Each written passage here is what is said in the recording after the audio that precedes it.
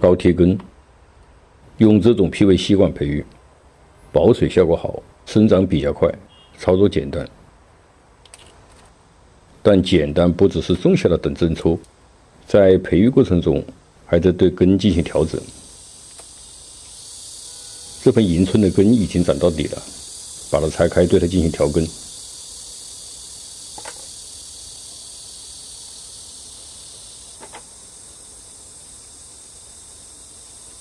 把土都拔掉，让根露出来。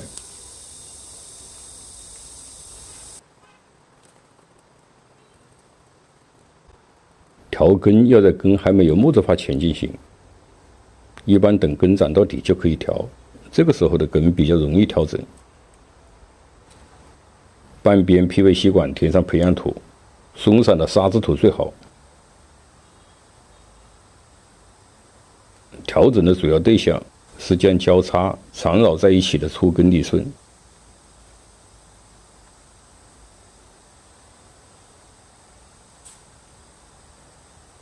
调整好，放在土层面上。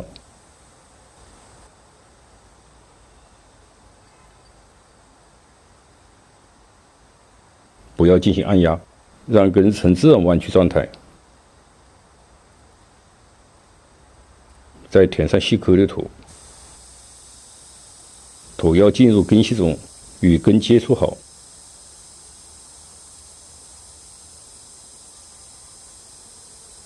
将另一半填上土，把它们合在一起。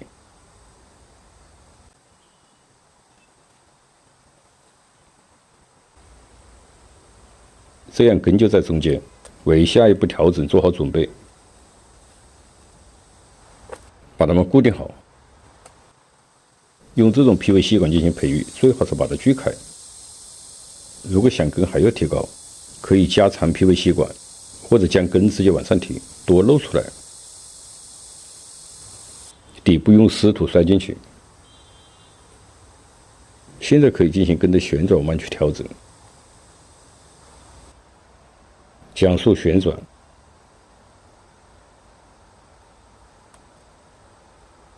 边转动边往上提，转一圈360度，将根放下，填上土固定。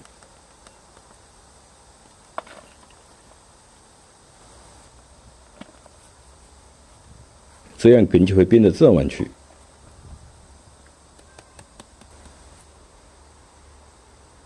用长点的小木棍顺管的边缘捅到底。这一步很重要，土不倒实，浇水的时候土就往下沉，会把根重新拉直。这样就调整好了。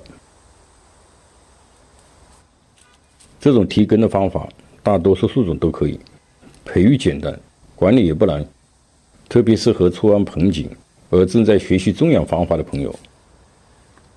用这种方法培育，这个管理是很保水的，也不会形成积水产生烂根，更不要担心它会干盆。如果是把它种到土里面，或者是大一点的盆中，根一旦长到底，针出就会加快，这与枝干长长针出加快是一个道理。采下来的老芽根，养了3年，明年开春就可以拿它做副食。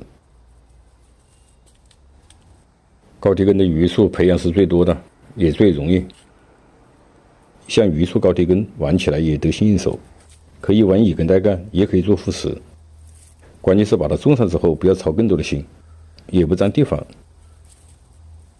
在培养高低根的过程中，大多数时间是用于长根，对枝干的成型主要是靠剪。玩盆里的很多装材在外面买是买不到的，主要是靠自己动手培养。这个季紫薇是从芽切苗开始培育的，一般的小叶品种生长都比较慢，可以用这种高低根的方法加快它的生长速度。进行高低根培育，让根充分生长，这样可以加快枝干的增出。这是种了3年之后的根。像这种紫薇，做高低根或者是做复式盆景都有比较高的品位。买不到的素材想玩，只有自己动手培育。高地根培育的素材在什么时候能上盆，主要是根据自己的造型需要。最基本的要求是根长到底，根够长，粗度达到。最好是提前1年将 PVC 管去掉，让土自然脱落。在阳光下，阴根变成阳根，而且磨子法上盆是最可靠的。这是准备上盆的三角枫。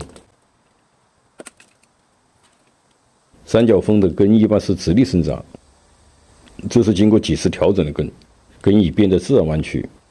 准备制作一盆提根三角枫。了解制作的详细内容，请关注后续的视频。我是三全农场，感谢您的收看，下期见。